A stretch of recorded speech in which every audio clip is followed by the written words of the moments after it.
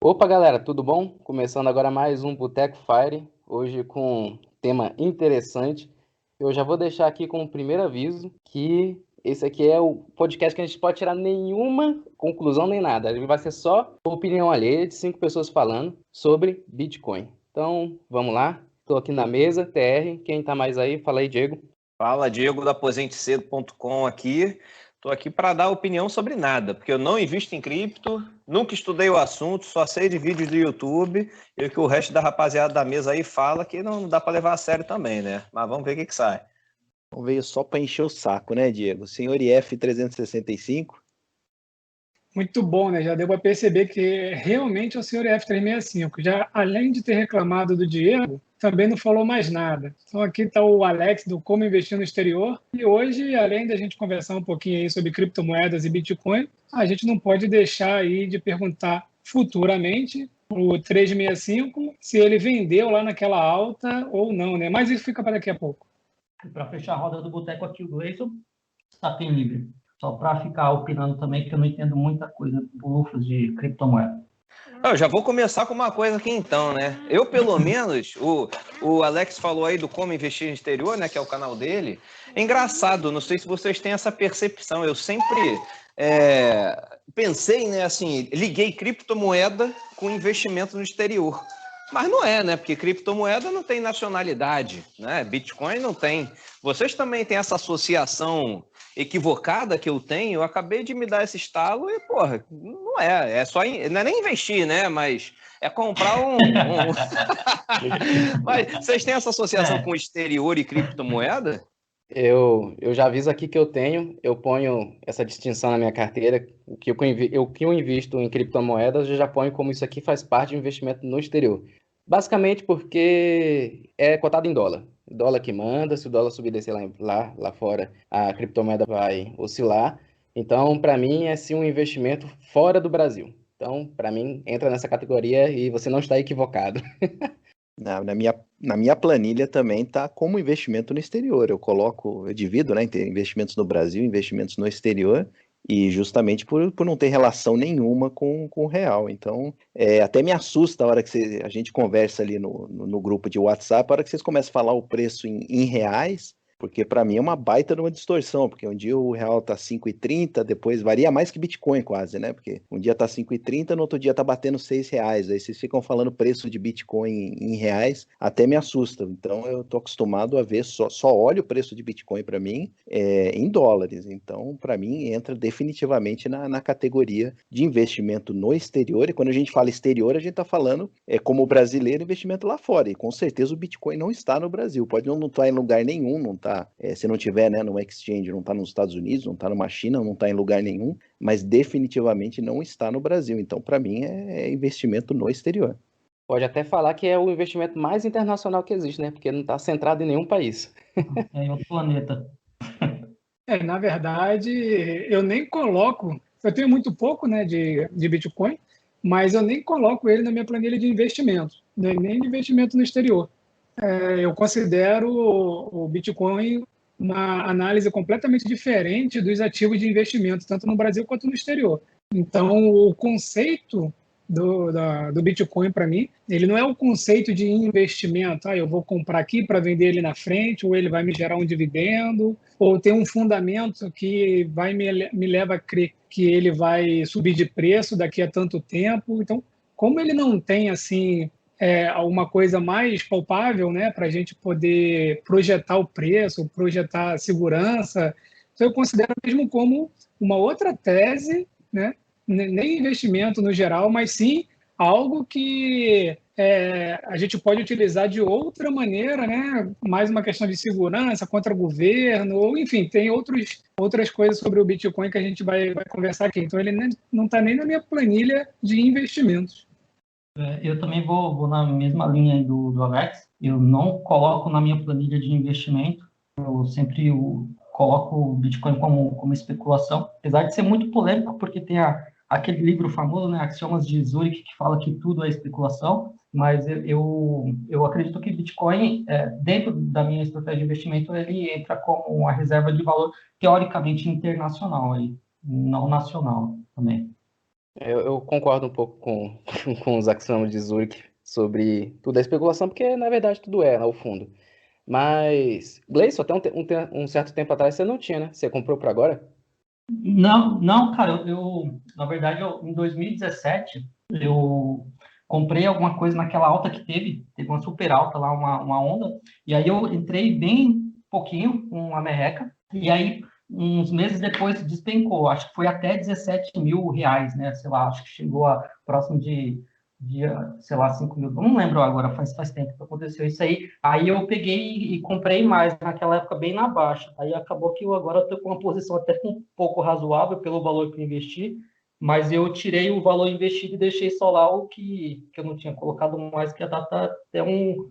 Quer dizer, agora essa semana deve estar pela metade, mas estava até interessante. Mas eu tenho até uma história curiosa sobre o Bitcoin, que em 2013, cara, eu estava passeando pela internet, vendo besteira, e aí eu vi uma matéria falando de um mendigo que assistia vídeo na internet, recebia bitcoins, isso no Canadá, e trocava na padaria pelo café da manhã. E aí eu peguei e fui pesquisar, sério mesmo. Aí eu fui correr atrás disso, tudo em inglês, né? Uma dificuldade danada. Aí eu peguei e fui ver os vídeos. Assisti lá uns 2 vídeos, aí eu lembrei disso agora há pouco porque teve a Coinbase, né, que abriu o capital há pouco tempo. Eu falei, eu lembro dessa empresa de alguma forma. Aí eu fui buscar atrás. E aí eu recebi na época, acho que era tipo uns 3 centavos por vídeo assistido. Eu falei, vou ficar vendo essa porra não. E esqueci. Aí a semana passada eu entrei lá na minha conta da Coinbase para ver e tem R$ 29, cara. Foi o primeiro contato que eu tive com criptomoeda, Bitcoin. A minha foi muito nessa linha também, foi em 2015, e eu era aquele estudante pobre querendo dinheiro a qualquer custo e botando no Google lá como ganhar dinheiro. E uma das vias que veio é esses sites, né, que faz você ficar vendo anúncio, vídeo, essas coisas por uma troca qualquer. Uma dessas era ficar clicando, ganhando Aham. dólar, mas era migalha de dólares, e uma dessas outras era satoshis. Então eu ficava ali me aventurando, fazia um esquemazinho de script no computador de abrir várias abas e ficar clicando em vários vídeos sem eu estar lá, ficava ganhando vários satoshizinhos. E depois que aí eu comecei a entender e estudar um pouco do Bitcoin, mas se for botar o que eu fiquei clicando lá naquela época para ganhar os satoshizinhos, para depois eu entender o que que era e converter para hoje, eu acho que foi uma das coisas assim que eu mais ganhei dinheiro online. Eu Mas, também, mas pois é. pensando retrospectivamente, né? Senão eu tava Mas uma assistindo o coisa vídeo que até eu hoje. uma coisa que eu acho que dá para entender de nós cinco aqui, eu acho que só o Diego que não tem Bitcoin, né? Nós quatro aqui começamos colocando pouco, né? Eu comecei botando meu pouquinho da época. Quando eu investi realmente comprando Bitcoin em corretora, eu botei R$ 50. Foi no máximo R$ 100 ali, porque R$ 100 para mim era, tipo, muita coisa. Eu me sustentava com 300, 400 da época. Eu botando R$ 100 de economia ali era muita coisa. Então, eu acho que já é uma recomendação, assim, para quem quer entrar nesse mundo, mesmo que seja igual a gente, sem saber o que que era na época, começa com pouco. Ô, Diego, você como o único que não tem Bitcoin aqui, qual é o motivo da sua aversão ao Bitcoin? Eu já vi na introdução que você não tem, não gosta e talvez não pretenda ter, mas qual é o motivo da sua aversão? Sendo que a gente até brincou essa semana, você é um cara que gosta até de investir em imóveis mal localizados, né? Tem um imóvelzinho perto da favela, você gosta de comprar imóvel perto de favela, mas, por exemplo, não gosta de Bitcoin. Qual é o seu trauma com Bitcoin ou por que que você não gosta? Não, a parada é o seguinte, investimento, né? Primeiro que você tem que saber o que você está fazendo. Eu já pequei muito em investir em coisas que eu não sabia o que eram exatamente e perder dinheiro com isso, tá? Então, assim, eu demorei muito para poder entender como é que funcionava a criptomoeda no geral. Era só Bitcoin, né? E depois surgiu o Ethereum, pelo menos aqui no Brasil foi o que ficou mais famoso. E aí, há uns 2, 3 anos atrás, o meu irmão, na faculdade ainda, fez um curso de Bitcoin, sobre minerar, não sei o quê. Pô, aí eu peguei um material dele, foi o único material de estudo propriamente dito que eu já vi, o resto foi só videozinho mesmo de YouTube.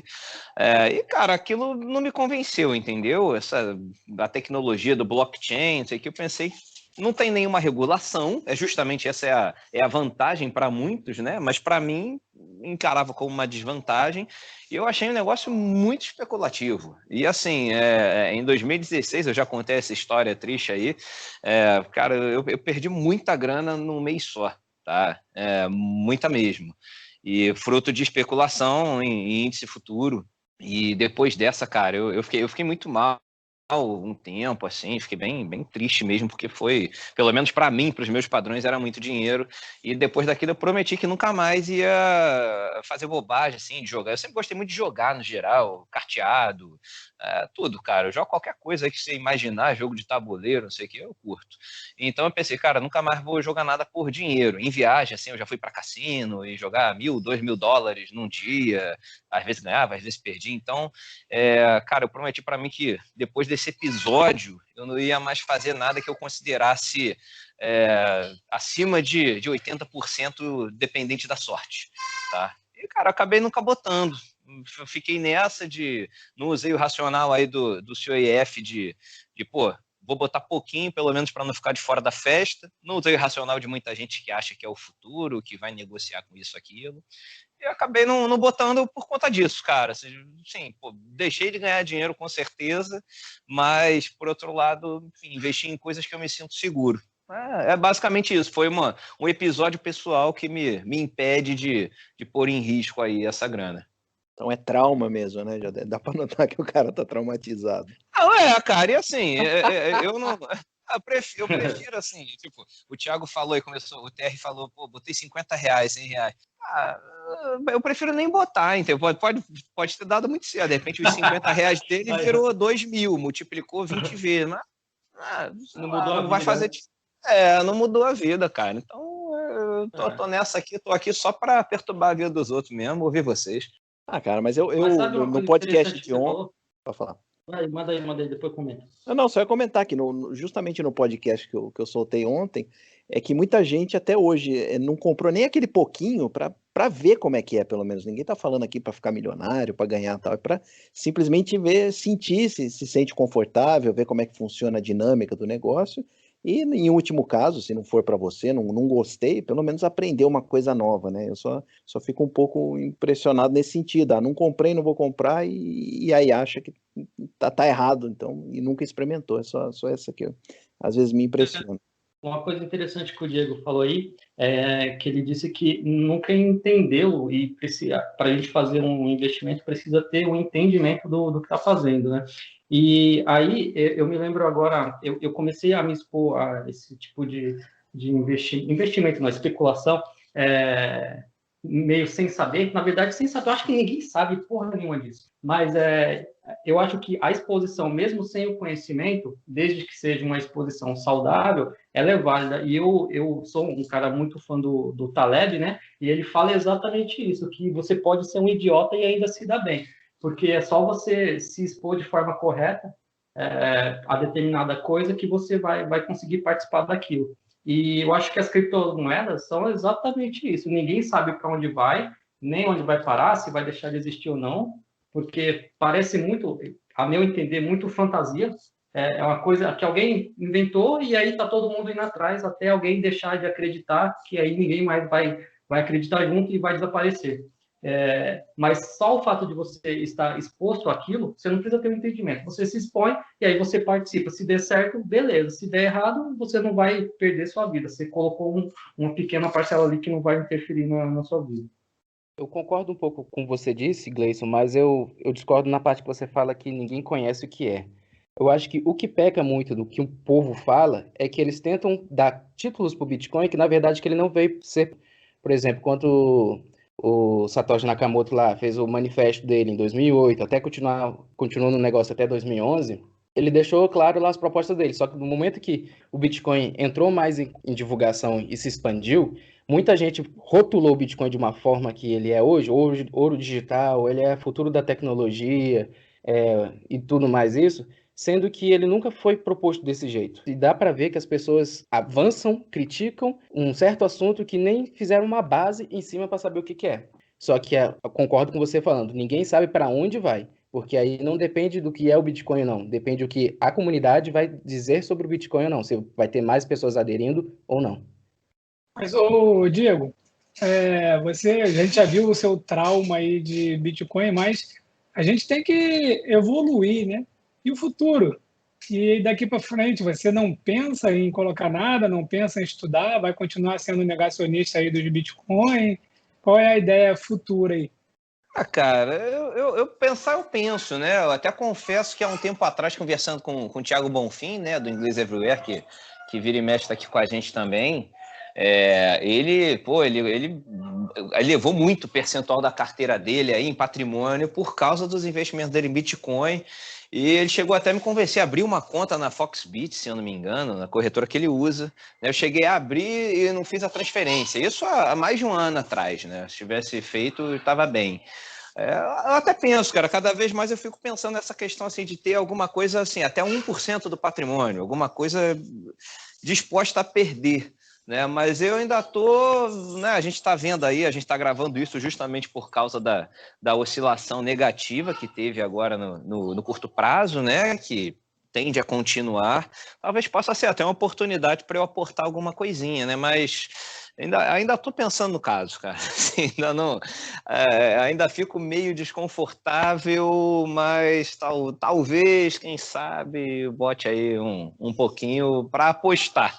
A questão é essa, eu preciso me convencer de que não é uma aposta, porque se for meramente uma aposta, eu estou deixando de seguir uma resolução que eu fiz há 5 anos atrás por conta dos episódios que eu falei agora há pouco. Ô, Diego, você tem a maior parte dos investimentos no Brasil ou fora? Ainda no Brasil, cara, a maior parte. Eu acho que fora deve estar tipo... Deve não, tá uns 25%. Não, eu achei que você tivesse a maior parte fora, aí talvez esse seria um diferencial, entendeu? De você não estar sentindo o que a gente que investe aqui no Brasil está sentindo, que, pô, eu acho engraçado o pessoal falar, pô, mas Bitcoin é muito arriscado, tal, volatilidade, né? Essa última semana aí perdeu 40%, chegou a perder 50%, se duvidar agora deve estar também 50%, mas ninguém se incomodou muito em perder 40% em reais, entendeu? Então, é aquela bandeira que eu fico enchendo o saco sempre, mas a perda do valor em real foi de 40%, né? 35%, 40%, e ninguém fez esse alarde todo que estão fazendo essa semana com criptoativo, né? Eu achei que esse era o seu caso, mas não é na verdade, né? Não, mas ô, Tremia, assim, calma aí.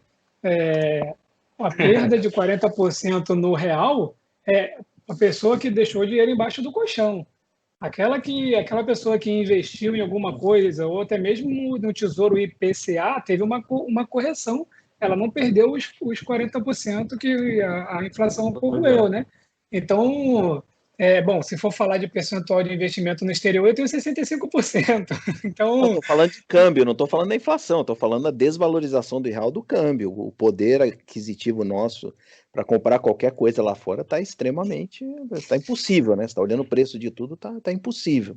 então, mas mesmo câmbio, se você pegar aí, tem uns estudos aí de investimento na inflação e tal, na verdade, não fica tão distante do câmbio, não. Tá? Depois eu vou tentar achar esse estudo aí e compartilho com vocês. O que acontece? O câmbio ele deu uma disparada muito grande, né, de 2 anos para cá. Ele saiu ali de, sei lá, uns 3,90, que o pessoal ficou achando que ia voltar para 3, e aí foi a 4, e de 4 para 5 foi muito rápido, e de 5 para quase 6 também foi rápido. Né? Então, a gente tem o erro de recência, né?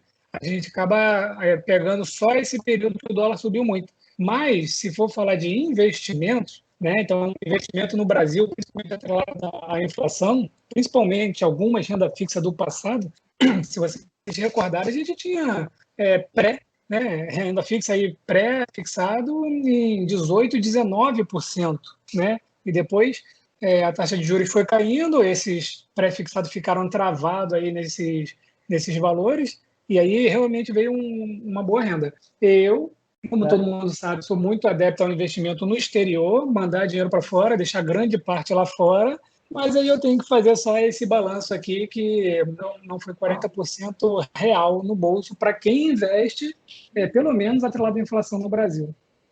E eu que não invisto no exterior, aí acabo entendendo que é só uma questão muito de percepção. Mesmo porque, como você mesmo falou aí, Alex, existem até estratégias de investimento aqui dentro do país que a gente consegue ter essa compensação. É claro que existe no curto prazo essa disparidade, mas que aí ao longo do tempo, ao longo prazo, ela consegue ficar bem equivalente. Até uma bem famosa que é a do livro famoso aí, Faça Fortuna com Ações, para você fazer um investimento lá em dividendos, né? Na época, o Décio Bazin, ele fazia conversão das ações em dólar. Então, o yield, ele sempre era convertido para dólar para depois ser feita toda a compra, porque naquela época que ele escreveu o livro, anos 80, a inflação era de 1000% ao ano.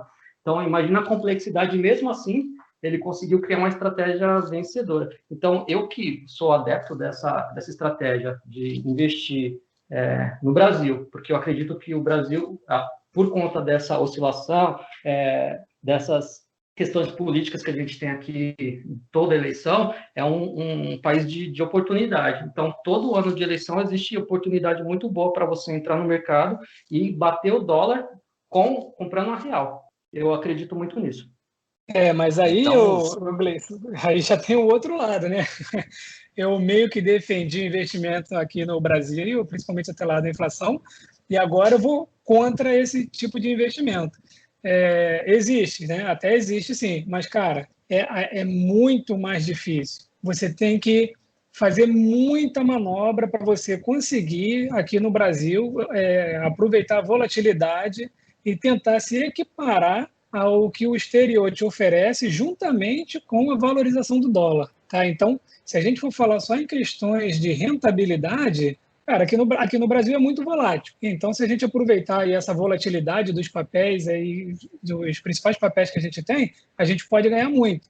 Mas a volatilidade está para os dois lados, então também pode perder muito. Então, você vai ter que suar muito para conseguir, de repente, empatar, né, com a valorização do dólar e com o investimento no exterior. E sem contar a questão de sair do Brasil e também manter dinheiro no exterior, é a questão regulatória, a questão do governo, então tem outros fatores que o Bitcoin, né, uma das propostas aí do Bitcoin é exatamente essa, né? Independente do governo que tiver no Brasil, independente do governo que tiver nos Estados Unidos, em qualquer lugar, não em qualquer lugar, né? Que a China acabou de anunciar que vai proibir, então por isso que também tem Então, um impacto no essa questão Bitcoin. de desregulação, eu acredito que, como o Diego falou, talvez seja uma questão até ruim, porque a tendência, conforme isso vai ganhando valor, vai ganhando atenção, os governos começarem a trazer essa galera para dentro, né? Para pegar a participação deles. Então, eu acho que a China, claro, que é um grande país líder, mas teoricamente não é um país democrático, mas eu acho que a tendência dos países vier a copiar, começar a perseguir essa galera que está com muita grana em criptomoeda e trazer ou para a regularidade, né, para o mercado, para pagar imposto, ou para proibir mesmo. Só o IF 365 tem muita grana, ele declarou tudo agora. Fala aí, o 365. Cara, declarei, velho. Eu me senti confortável na legislação atual do Brasil. Não traria benefício nenhum para mim não declarar, mas eu sei que tem gente que abomina isso. Mas como eu comprei de forma legal, vamos dizer assim, comprei em exchange e tal, acho que seria assumir muito risco ser pego lá na frente. Então, do jeito que está hoje, para mim, não faz sentido algum esconder o patrimônio da Receita, mesmo porque não pretendo vender, e mesmo que pretendesse vender, adotaria a mesma estratégia de qualquer outro ativo que eu tenho que permita não pagar imposto. Então, qualquer ativo que tenha um limite de isenção, eu procuro me manter sempre dentro desse limite para não pagar imposto. Mas, cara, esse negócio da China, o pessoal, não é a primeira vez que eles estão tentando coibir o uso, já aconteceu várias vezes e tal. E, cara, a China não é referência para nada, vamos dizer assim, né? Eu acho que o pessoal está olhando muito para a China enquanto esquece de olhar outros países, principalmente os países aqui do Ocidente, não só regularizando, mas também abrindo ETFs, ou seja, a coisa está tomando um rumo, uma coisa, o tamanho está ficando tão grande que está cada vez mais difícil um país normal, porque a China não passa longe de ser um país normal, tudo bem, pode ser uma locomotiva econômica e tal, mas não é um país normal. Então, o pessoal esquece do resto, né? Tem lá 1 bilhão de habitantes, agora não vai ter 1 bilhão de habitantes operando Bitcoin mais, mas esquece dos outros 6 bilhões. Aí, pô, eu não entendo direito isso aí, por que que o pessoal foca tanto na má notícia, em vez de olhar todo o resto do que está sendo construído em volta dos criptoativos. Então, e sempre vai ter lugar que vai querer trazer gente com criptoativos, né? Então, se a China proibiu, tem outros países que oferecem facilidades, tanto para mineração como também para transacionar. Então, eu acho que essa é a beleza do livre mercado e, para mim, o Bitcoin é a expressão máxima do livre mercado. Não tem ninguém controlando. Então, se a China vai dificultar, o nego vai começar a minerar. Eu já vi que estão começando a transferir mineração da China para o Texas. Então, é a coisa do livre mercado, onde dificultar, o Brasil começou a dificultar muito, vai querer taxar a partir do zero, taxar rendimento. Cara, você sai, vaza do país, você ganha tanto dinheiro com isso que você consegue vazar do país e sair da residência, né? Não ser mais residente fiscal no Brasil, vai ter residência em um lugar que seja mais favorável. Essa é a beleza do Bitcoin, sendo que você não precisa transferir nada, né? Você simplesmente fecha a conta aqui, fecha a conta do bar aqui no Brasil e vaza, vai para um lugar que você vai ser melhor tratado. Essa que eu acho a grande beleza dos criptoativos. Você não está preso a lugar algum, ao contrário do sistema financeiro convencional. O Gleison, deixa eu só ver se eu entendi a sua ponderação anterior. Você acha que no ano de eleição a bolsa cai, o dólar cai, o que cai, o que sobe aí? Deixa mais claro aí, só para poder fazer outra ponderação aqui. What? Geralmente, a gente mudou de assunto, né? Mas geralmente, quando acontece eleição e tem sempre a prerrogativa de um candidato de esquerda ganhar, como que está se desenhando na próxima eleição, a bolsa despenca, né? O mercado ele fica desfavorável, e aí você vê um monte de empresa boa a preço de banana. Então, qual que é a minha estratégia? A partir desse ano, eu já comecei a fazer uma reserva, um capital, para quando começar a despencar essas empresas que eu sei que são boas e que não vão quebrar, independente de quem assuma o governo, eu comprar. Então, você vai achar um monte de empresa boa, tipo Ambev a R$10, você vai ter as estatais que vão despencar lá para baixo também, por conta de intervenção governamental, você tem outras empresas que não têm interferência nenhuma com o governo, que vão cair junto, e tudo isso é oportunidade, cara. O dólar provavelmente, claro que tem outras conjunturas, né, que tá derrubando o dólar, mas geralmente quando acontece isso, o dólar sobe, mas na sequência, depois da eleição, ele volta a cair. Claro que Cara, a tendência é isso que eu queria chegar. alta, Se você acha que a bolsa cai e o dólar sobe, né? Uma tendência. E hoje tanto a bolsa aí retomou bem, né? Desde o início da crise do Covid, e no exterior também, o S&P 500, a bolsa lá fora tá bem esticada, né? Então, não diria que é o momento para chegar a fazer grandes aportes. O que vocês acham, então, só trazendo para o debate, ligando a cripto, vocês sabem que tem as stablecoins, né, que teoricamente está lastreada em dólar, não tem essa volatilidade. Vocês não acham que, de repente, seria uma boa estratégia, então, a pessoa hoje investir em dólar, botar numa stablecoin, ou uma solução mais simples, até um fundo cambial, né, para fazer uma reserva de valor em moeda forte e aproveitar essa oportunidade de compra, seja no Brasil ou seja até na bolsa no exterior, né? Se der uma quedinha, não pode ser uma estratégia interessante? Cara, primeiro eu fiquei rindo aqui, que eu entendi que o Gleison ele está esperando o Brasil dar uma quebrada, entrar um pessoal de esquerda para ele investir pesado e depois troca, vira a mão e melhora e ele faz um ganho de capital. Foi mais ou menos isso que eu entendi. Cara, o Brasil realmente Não, tem... não estou esperando quebrar nada, não, mano.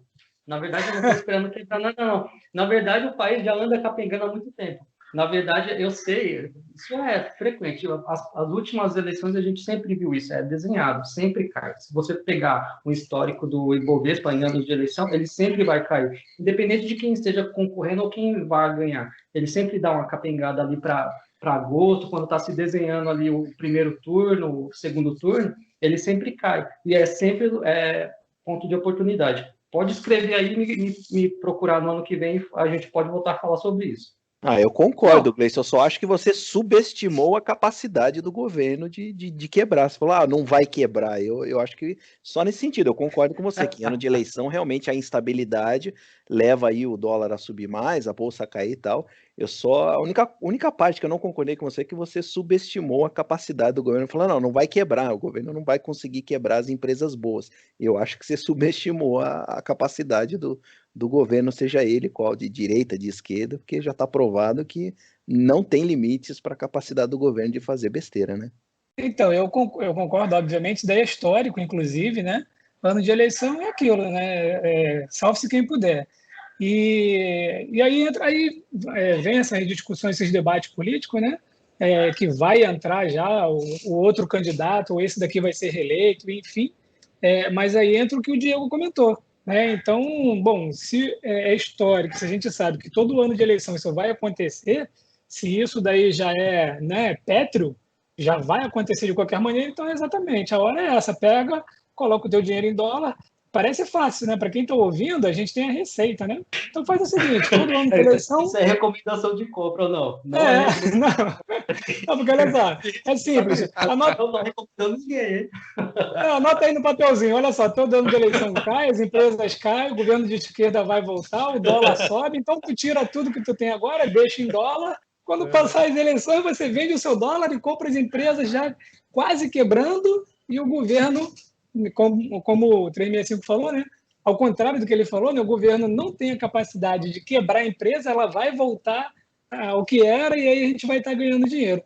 É muito complicado. Eu acho muito complicado quando a gente joga muito com a política. Quando a gente vai para os Estados Unidos, tem lá as políticas dos democratas, do republicano, mas é bem diferente na parte do mercado financeiro, né?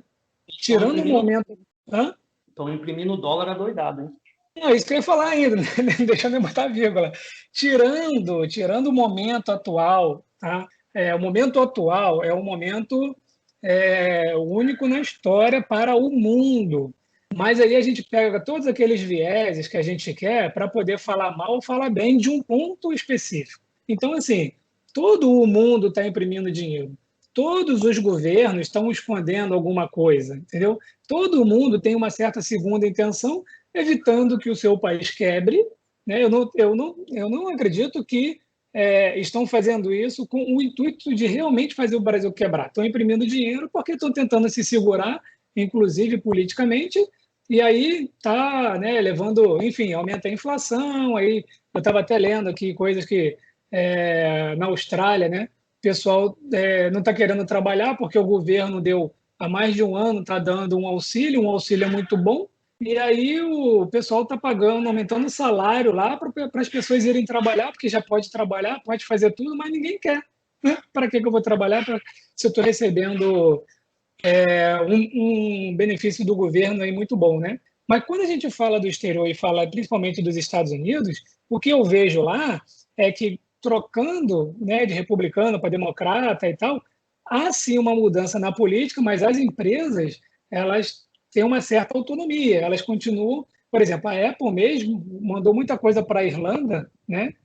Quando viu na época do Obama e tal, e depois na época do Trump conseguiu trazer alguma coisa de volta, porque o Trump fez uma política, mas a Apple não deixou de ser uma Apple, não deixou de vender o iPhone no mundo inteiro e tal. Então, mas quando se fala do Bitcoin, né, que foi o que o Diego colocou aí, então não seria melhor deixar em moeda forte, deixar no stablecoin para depois entrar, né, para os investimentos? Eu acho que mas a gente nunca tem a certeza absoluta do que vai acontecer. Então é temerário ficar na retranca, parado, deixar grande parte do capital nisso daí. Falando do Bitcoin, eu comecei a estudar em 2017, quando ele custava, se eu não me engano, $2.000. Bateu 60, mas seja Bitcoin, seja imóveis, seja ações, o que for, a gente nunca compra com a certeza de que vai subir. A gente faz uma análise, e dentro dessa análise a gente vai lá e corre aquele risco e compra, e quando sobe, né, se sobe, a gente fica muito feliz. Né, o viés de confirmação, eu sei o que eu estou fazendo, mas na verdade, na hora do investimento, ele é um pouco complicado. Cara, mas eu noto muito o pessoal falando que tá de olho no crescimento, obviamente, fazer dinheiro com Bitcoin e tal, mas não agrada para vocês a ideia de você ter ali como se você tivesse uma barra de ouro em casa, só que ninguém vai conseguir nem entrar e roubar e confiscar, tal. Vocês não sentem essa necessidade de falar, pô, pelo menos eu tenho ali 5, 10% do meu patrimônio, que se der uma zica muito grande aqui no Brasil, eu consigo vazar e levar isso comigo, porque vai ficar difícil levar o resto que tá investido aqui. O pessoal fala muito do crescimento, vou ganhar dinheiro com isso, tal, vai crescer. Mas eu já ficaria satisfeito se comportasse como um ativo que repõe a inflação e que eu conseguisse levar para qualquer lugar. Eu até não queria essa volatilidade toda para cima, que obviamente depois a gente vai ter uma volatilidade para baixo. Se fosse simplesmente um ativo que acompanha a inflação, que eu consiga levar comigo para onde for e não conseguirem tirar isso de mim, eu já estaria satisfeito, mas eu vejo que todo mundo só quer falar do crescimento, mas esquece do principal objetivo, que é o Bitcoin, que é realmente esse, proteger contra a impressão de dinheiro e, consequentemente, inflação, não poder ser confiscável e manipulável e levar com você para onde quiser. Então, acho que a maioria esquece disso aí. Vocês têm objetivo qual quando investiu em Bitcoin? Realmente ganhar dinheiro ou ter uma parte do seu patrimônio protegido? Esse é um ponto muito interessante, 365, porque realmente a galera só olha a valorização porque é o que tá todo mundo correndo atrás. A galera quer correr atrás de ganhar dinheiro e caramba, tá subindo, olha o foguete, bora atrás, pega o rabo dele. E é isso. E é até engraçado quando eu vejo algumas pessoas comentando sobre essa questão do Bitcoin, da proteção em si do Estado. Teve até um comentário que eu acho que foi no seu último podcast, que a pessoa falou, esse negócio aí, e se o Estado chegar, botar a arma na tua cabeça, ir lá, pegar seu computador e mandar você falar sua senha, você vai perder seus Bitcoin. A galera não estuda e não consegue ver que o Bitcoin não está no computador, ele não está no HD, ele não entende a proteção que tem em volta do Bitcoin para ser essa proteção governamental que o Estado não consegue pôr a mão, porque é assim que o sistema é feito, é assim que o protocolo foi feito. E para chegar nesse nível de entendimento, eu acho que tem que estudar mais sobre o assunto. É uma camada muito difícil da pessoa chegar e falar: nossa, isso aqui é valioso, isso aqui vale muito a pena e eu vou comprar por causa disso. Não, a galera tá mais vou comprar porque vai subir, porque tá todo mundo comprando e vamos, não vou ficar fora da festa. Então, mas aí Então, tá comprando da maneira errada, porque exato. é o ouro digital. Não, o pessoal fala, é o ouro digital. Mas aí não quer que se comporte como ouro, aí quer que suba 40%, suba 100%, quando na verdade que alguém comprou ouro, você está querendo simplesmente se proteger, por exemplo, da inflação. E o Bitcoin vem fazendo isso, apesar de ter disparado aí para 60 mil, agora recuado para 30 mil, está muito acima da inflação para quem comprou mesmo em 2017, quando foi a última alta máxima. Então, para quem comprou, igual eu, por exemplo, eu comprei e consigo ver isso como um investimento comparável ao ouro, ainda está muito acima, mas está suprindo perfeitamente a minha necessidade, que é o quê? Não ser confiscável, tá se protegendo da inflação e eu poder levar comigo para onde eu quiser. Continua fazendo isso, independente de ter subido muito, ter caído muito. Então, acho que o pessoal precisa avaliar um pouquinho mais se vai querer realmente seguir essa narrativa é o ouro digital, então espere que se comporte como ouro digital. Não fica entrando todo dia na internet e vendo se subiu 50%, se caiu 50%. Tem que alinhar um pouquinho mais, ver o que você quer do Bitcoin. Se é simplesmente especulativo, tudo bem, mas se você quer que seja o ouro digital, então considere aquilo como ouro digital. Exatamente, falou Ah, muito bem. Para mim, falta muito esse o Alex, alinhamento. não, o Alex falou um negócio que me fez formular mais um argumento para eu não investir em Bitcoin ou em criptomoeda, que é o seguinte: ele falou o seguinte, ninguém compra um ativo tendo a certeza que ele vai subir, ninguém compra Bitcoin tendo certeza que vai subir, mas a minha forma favorita de investimento, que é imóvel, justamente, eu não compro na expectativa de que vai subir. Eu compro querendo pagar 70 numa coisa que vale 100, né? E tem muitos influenciadores aí também, né, do mercado financeiro que falam isso. Eles analisam uma empresa, você falou aí, comprar Ambev a R$10, como se fosse uma pechincha, né? O Gleison falou.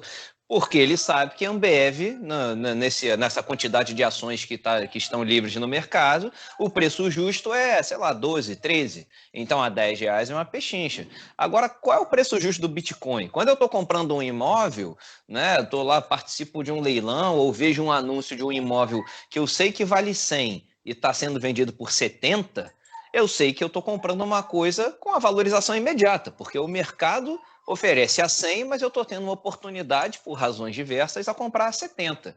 Agora, qual é o preço justo do Bitcoin? Se tiver agora, acabou de cair 50%, eu comprar aí por, sei lá, acho que está R$200 mil, né, um Bitcoin.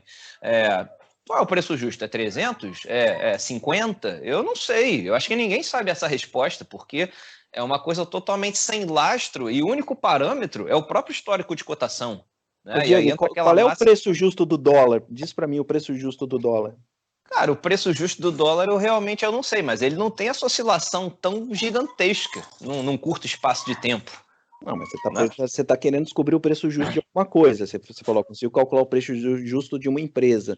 Você consegue calcular o preço justo do euro, o preço justo do dólar? Mas aí, não convertendo para real, o preço justo não existe. Cara, tem como vincular. Antes se você vincula o produto, né? Se você consegue o dólar.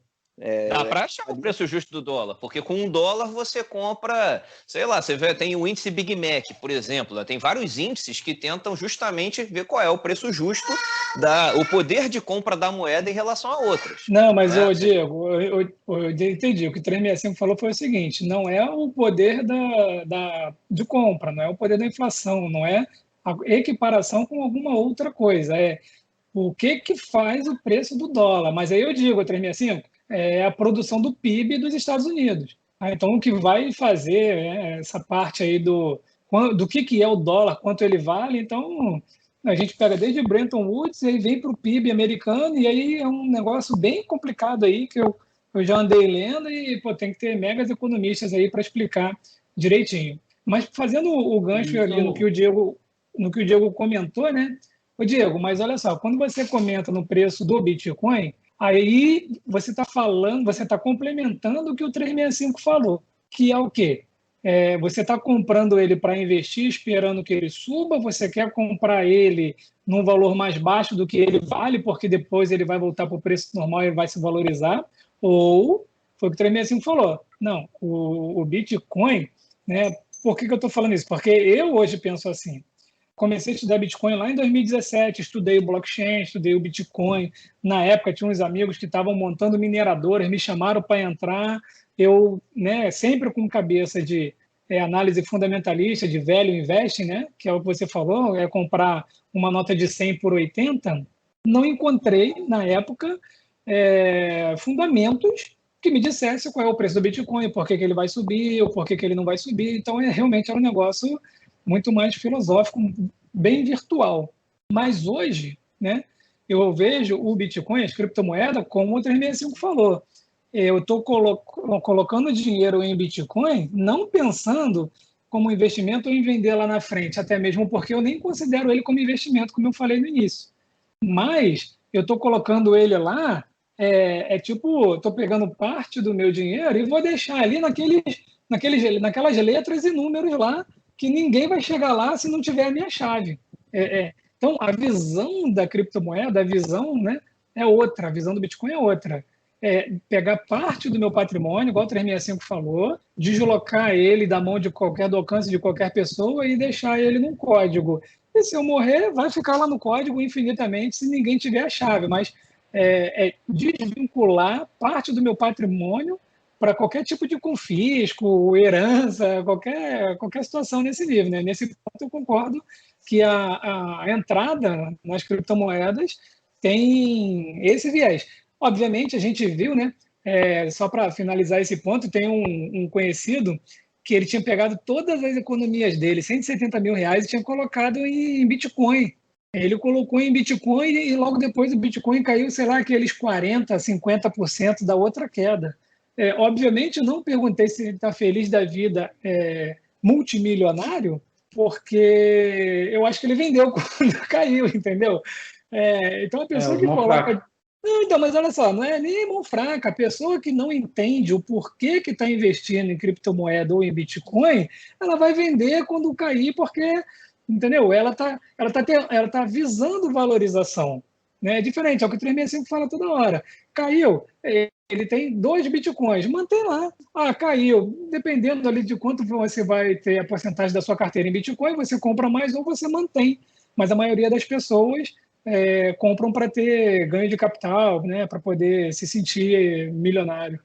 Não, mas não tem Então, outro grosso modo, sentido, quem cara. investe. Mesmo, mas mesmo Não, quem você investe para ganho de comprar- capital tá errado, então. Só vale Não, investir mas quem está eu querendo acho que fugir do essa galera governo. toda, a Ah, galera toda que investe em Bitcoin, mesmo o Alex ou o 365 aí, todo mundo, a gente só coloca dinheiro lá porque acredita que em algum momento ele vai estar valendo mais, ou valendo aquilo que a gente colocou, porque senão eu não colocaria. Então, na verdade, a gente pode dar uma volta danada para explicar a tecnologia, para explicar o que for, mas a gente sempre vai estar colocando grana lá porque acredita que em algum momento você vai resgatar aquilo e vai estar valendo mais.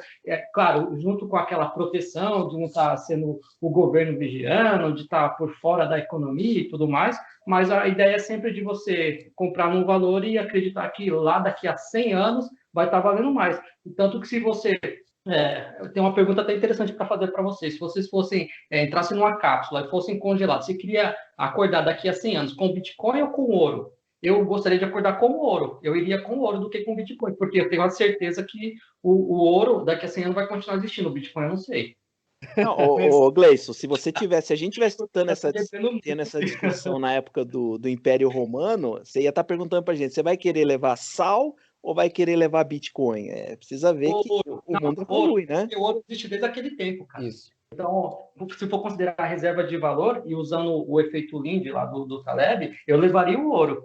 Porque o Bitcoin, eu não sei se ele é disruptivo e tudo mais, mas pode ser que daqui a 5 anos não exista mais. O ouro eu sei que vai continuar existindo daqui a 100, 200, 1000 anos. Mas olha só, deixa eu fazer uma outra ponderação aqui, que o Diego comentou ali rapidinho, né? Então não valeria a pena investir em Bitcoin para ganho de capital? Vale, claro que vale. O meu ponto é o seguinte, eu considero Bitcoin igual opções, tá? Por que igual opções? Porque, sei lá, 90% das pessoas, o Instituto Data BP Milhão, entendeu? 90% das pessoas que investem em Bitcoin e que operam opções não sabem exatamente o risco que corre ou o que está fazendo. Está meio que na manada, né? Então, eu tenho aqui um amigo que trabalha comigo, né? E aí conversando com ele, e aí falou de investimento e tal, eu fico sempre meio ali só ouvindo, aí, pum, citou opções. Eu falei, caraca, pô, o maluco deve ser muito bom, já sabe até opções, porque opções para mim está lá na frente, né? Enfim, eu, como todo bom investidor que sou, comecei e meti a mão nas opções, óbvio. Quem é bom investidor meteu a mão nas opções no início e quebrou a cara, senão não é um bom investidor, né? E aí, conversando um pouco com ele e tal, ele comentou, aí eu fiquei só ouvindo, e depois eu comecei a perguntar para ele, sem saber o que era alfa, delta, engolfo de alta, de baixa, martelo invertido, coisa que está aí no YouTube e tal, aí meio que deu um nó na cabeça dele. E, enfim, ele não sabe o que está fazendo. Ele viu alguém, pegou um curso lá, que quando eu olhei o curso, pô, eu me desesperei, que ele me mostrou esse curso aqui, aí eu assisti as 3 primeiras aulas, não quis assistir as demais, que o cara começa o curso ensinando a abrir conta na corretora e a segunda aula é investir em opções. Então, assim, se for fazer ganho de capital com criptoativos, né, Bitcoin no geral, tem que saber o risco que você está correndo, colocar um dinheiro que você está disposto a correr risco com aquele dinheiro e não simplesmente não entender o que é o blockchain, não entender o que é o Bitcoin, não entender como que o 365 tem feito aí uns vídeos muito bacanas aí ensinando a tirar. Né? Tem gente, faça um teste. Quem falar sobre Bitcoin, pergunta o que é Paper Wallet, pergunta como que faz para tirar os Bitcoins da exchange e deixar numa carteira. Só faz essa pergunta, pede para explicar o processo. Se a pessoa souber te explicar o processo, então beleza, ela sabe o que é o Bitcoin, beleza, vai lá, investe porque você estudou um pouco. Agora, a maioria das pessoas não sabe nem o básico. Isso é muito verdade, cara, porque tem gente, inclusive alguns conhecidos meus, que nunca investiram em porcaria nenhuma, tava na renda fixa, caderneta de poupança, e tá falando em Bitcoin, cara. Tipo, o cara tava andando de fusquinha que ia pilotar uma Ferrari. Não, isso é constante. E aí, exatamente nesse momento que eu sinto mais medo, cara. Só puxando um papo aqui desse final de semana meu. Ontem mesmo, voltei da casa dos meus tios sabem que eu invisto e tal.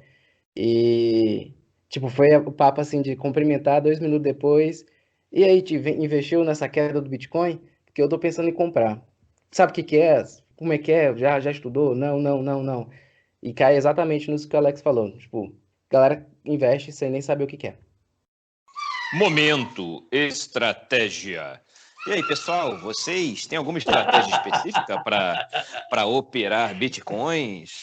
Não, falando sério, para vocês, já que é um ativo extremamente volátil, sujeito né, a intempéries aí muito maiores do que a bolsa que a gente está acostumado.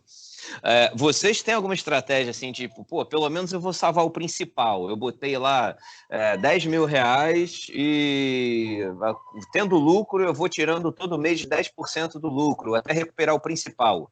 E daí depois eu deixo o que sobrar de lucro e vejo no que dá. Vocês traçaram alguma estratégia com relação a cripto exclusivamente por conta da volatilidade ou deixou lá e esquece vida que segue? Cara, até você estragar a minha estratégia, eu tinha uma que ia funcionar muito bem.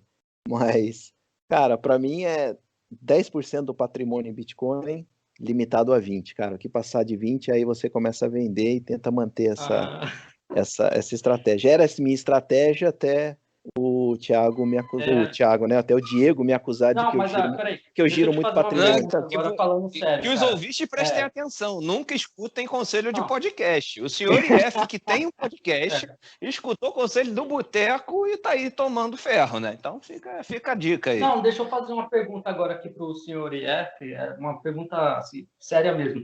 Você teve a possibilidade e você se questionou e questionou a gente se deveria vender ou não.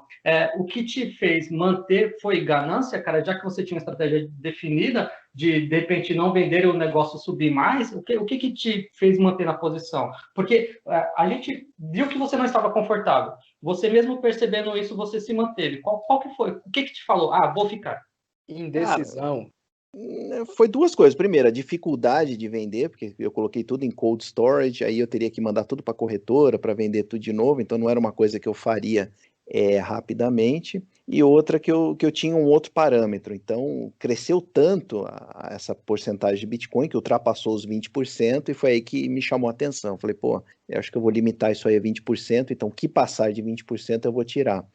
Mas aí eu tinha uma outra métrica também, que tem esse número na cabeça que eu tenho que chegar no patrimônio, né, que eu tenho que manter e tal. Aí que eu falei, vou esperar mais um pouco para pelo menos chegar nesse número. Então eu tinha dois gatilhos que me fariam vender e que permanecem. Então, se meu patrimônio estiver acima de um certo valor, lá, $1 milhão, e eu tiver mais de 20% do 21% em Bitcoin, eu continuo com a minha estratégia de que eu vou vender, eu vou tirar essa parte, limitando a 35 mil reais. Então, é justamente para não pagar imposto. Então, se o Bitcoin continuar disparando igual um foguete, eu não vou conseguir tirar tudo, porque eu estou limitado a 35 mil por mês. Então, vai continuar subindo. Mas a minha ideia é justamente essa. Caramba, então.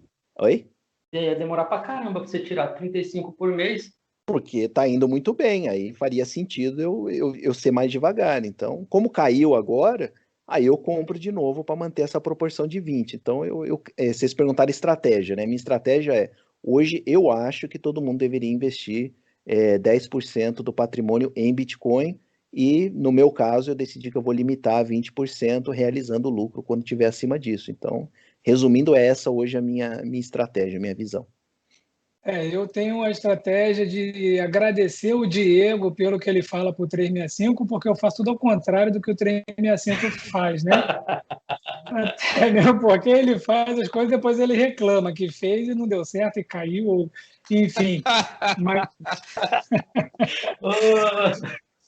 Mas a estratégia, não, na verdade é o seguinte. Eu comecei muito depois com muito pouco, né? Porque eu fui estudando bastante aí sobre o assunto e eu falei, bom, então agora aquela simetria, né? Eu vou entrar com pouco que pode virar muito e isso daqui não vai me afetar e aí a gente vai testando isso aí no tempo. Então comecei a colocar bem pouquinho e comprei lá nos $22 mil, se eu não me engano, alguma coisa assim. E sim, aí o dinheiro que eu coloquei lá, né, triplicou. E aí eu falei, não, agora estudando um pouco mais, entrando nesse viés aí que o 365 fala direto, né, que é manter um dinheiro ali, né, deixar isso aí inalcançável, né, digamos assim. Então, a minha ideia é exatamente essa, ir colocando um capital lá durante um tempo, vou manter lá mais ou menos como o 365 falou, talvez não 20%, mas vai ter uma proporção lá, e toda vez que, né, subir muito, chegar lá em triplicar, quadruplicar, realmente eu vou sempre realizar uma parte do lucro, né? Não vou esperar chegar lá para eu realizar. Eu vou fazer uma escada, porque a gente sabe que o mercado é cíclico e a altura dos degraus aí do Bitcoin nesse mercado cíclico é alto, né? O degrau agora foi de 50%, chegou lá em cima e caiu 50%. Da outra vez também foi um degrau muito alto. Então, eu acho que uma boa estratégia dobrou, tira, sei lá, 30%, 40%, dobrou de novo, tira mais um pouquinho, e quando cair você consegue fazer um aporte um pouco maior. E com isso, pessoal, eu gostaria então de me despedir de todos vocês aqui, porque já estamos uma hora batendo papo, eu tenho outros afazeres aqui, deixando então, quem quiser me procurar, me encontrar lá nas redes sociais como @bpmilhão, ou então no site comoinvestirnoexterior.com, e no YouTube também, no Como Investir no Exterior. Bom, e como o Diego sempre lembra, né? Utilize aí o cupom da Remessa Online na hora de enviar dinheiro para o exterior, que você vai ter direito a 10% de desconto e ainda vai ajudar o canal. Abraço, galera. Muito obrigado pela declaração aí. Falou, velho. Falando um pouco da minha, Valeu, Alex. eu fiz as minhas comprinhas lá no começo e eu aprendi um pouco naquela subida de 2017, porque eu fiquei, o meu eufórico lá subiu, e eu fiquei nessa dúvida do 365, vendo, não vendo, tal, aí chegou no pico de 2017 e caiu. Aí eu fiquei naquela remoenda e eu bolei a minha estratégia desde aquela época que eu faço isso, que é muito parecido com o 365 falou. Eu tenho atualmente, eu fixo 5% do meu patrimônio em Bitcoin, tá próximo disso, com limite de 10%. Então, nessa alta que teve agora de 60 mil, chegou a 12%, 13%. Quando cai, igual teve essa queda de 50%, eu compro um pouco. Então, eu só fico nessa entre 5% e 10%, essa é a estratégia, e não fujo disso. Não tem nada mirabolante, não tem day trade, não tem nada nesse tipo assim.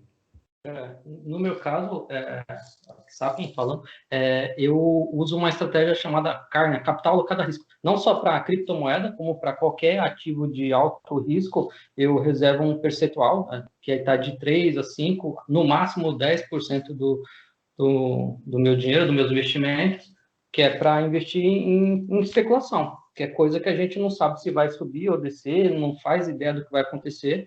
Então, dentro de uma estratégia de algo que a gente se considera confortável de fazer, eu aloco um percentual para fazer esse tipo de especulação. E aí, especificamente falando de Bitcoin, eu faço o investimento, se ele dobrar, eu tiro o principal, tiro o que eu coloquei e deixo o restante. E aí o restante fica para a vida toda, até morrer. Ou vai lá para, sei lá, eu vou ficar rico com aquilo, ou eu vou zerar, mas o meu principal já foi retirado, então eu não perco nada. Isso é interessante, Gleison, que tira o peso da gente, né? Eu fiz isso quando eu investi lá no começo, eu tirei meu principal, aí depois de meu principal estava fora, ficou essa loucura aí de sobe, desce, a gente tira esse peso de, pô, cara, não investi nada, tudo que tá ali é ganho, então, que vá. Não, então, eu comecei a investir e, na verdade, eu acho que é mais pela FOMO, né? Fear of missing out, tipo, o medo de ficar de fora. Então, imagina, é igual bolão, né? Bolão de empresa. Todo mundo ganha o bolão e você é o único da empresa que vai trabalhar na segunda-feira. Imagina a dor que dá o camarada. Então, para não sentir essa dor, foi quando eu comecei a investir em Bitcoin. Eu vou ficar até, seja qual que seja a criptomoeda, que venha a ser no futuro, talvez Bitcoin não, que seja outra, eu vou colocar dinheiro exatamente para não sentir essa dor de ficar de fora aí, mesmo que seja uma parcela muito pequena. Acho que todo mundo fez o mais importante, que é tirar o emocional, né? Você que já criou regras antecipadas, dobrou, ou vou tirar o que foi investido, então no meu caso, chegou a 20%, tira, tal. Acho que tem que tirar o emocional, cara, porque agora tá fácil todo mundo falar que, eu vendi, realizei o lucro, mas eu queria ver todo mundo tá aqui feliz que realizou o lucro se tivesse vendido e chegou a 150 mil dólares, 500 mil dólares ou $1 milhão, que o pessoal fica falando que um dia vai chegar. Então, cara, tem que tirar o emocional e não olhar para trás, porque, pô, eu perguntei para vocês no grupo lá do WhatsApp, a maioria concordou, toda vez que eu realizei ou vendi alguma coisa, eu me arrependi. Aí é difícil, né? Porque a decisão só vai se mostrar correta depois que a coisa desenrolar, não tem jeito. Diego, conta a Ó, sua estratégia. neste episódio, vamos lá. Neste episódio você aprendeu: 1. Ninguém tem estratégia para stop loss, só para stop gain. 2. Ninguém sabe o preço justo do Bitcoin. 3. Aparentemente todo mundo que investe em Bitcoin é torcedor. É o resumo do episódio aqui, da minha parte. Aparentemente não, acho que todos. Não, cara, eu tô zoando, tô dando uma de advogado do diabo, mas sou o único que não tá ganhando dinheiro com essa porra, né? Então. Cada um que toma a decisão. Ou perdendo, né, cara? Ou perdendo. Pois é, mas grosso modo é isso. Ninguém falou estratégia de stop loss, é assim, ou é calcinha de veludo ou bundinha de fora, né? Ou vai ganhando aí até ver onde dá, ou então vai a zero. Né? Ninguém sabe o preço justo, porque se baseia só no histórico do próprio ativo, não tem como mensurar qual é, né, qual o poder de compra disso efetivamente ou não, porque ninguém usa para comprar, isso aí não pegou no Brasil, acho que quase lugar nenhum do mundo ainda aceita Bitcoin, assim, de comprar produtos ou serviços, só a Tesla, né, que aí já... Tinha uma empresa boa que aceitava, não aceita mais não, né? Pois é. Então, eu tô dando aqui só a parte racional minha aqui, mas não tô ganhando dinheiro nenhum. Todo mundo aí que falou tá ganhando uma grana boa. Então, com essa aí eu vou até me despedir também. Deixar um abraço para todo mundo. Quem quiser falar comigo, vai lá na aposentecedo.com. Quem quiser participar do Boteco aqui, o botecofire@gmail.com, né? O senhor IF aí tá sempre mandando e-mail, quero participar. No fim, a gente acabou deixando já pela segunda vez, saco, né? É um saco. Fazer o quê, cara? A gente tem que chamar às Estudando vezes. o tempo todo, né, mano? Se ele soubesse o que rola nos bastidores, velho, que a galera Ele tem não o público sabe, bom, cara. agrega, né? A gente acaba deixando, né? Fazer o quê? Ele falou que ia pagar a rodada, velho. Com Bitcoin. É cerveja virtual com dinheiro virtual. É isso. Tá pagando para todo mundo. Valeu, rapaziada. Abraço aí para todo mundo. Então tá, gente. Tá encerrando então, o Sr. IF. Quem quiser me encontrar, tá lá no podcast do Sr. IF, agora só no YouTube. Um abraço para vocês aí, até a próxima. Exclusividade. Meu tchau, Gleison, Sapelib, papo de boteco mesmo, né? Falou aí, galera. Papo de boteco. Eu vou encerrando por aqui. O nosso querido Alex já foi um pouquinho mais cedo, então eu fico por último. Para quem quiser ir participar com a gente, botecofire@gmail.com.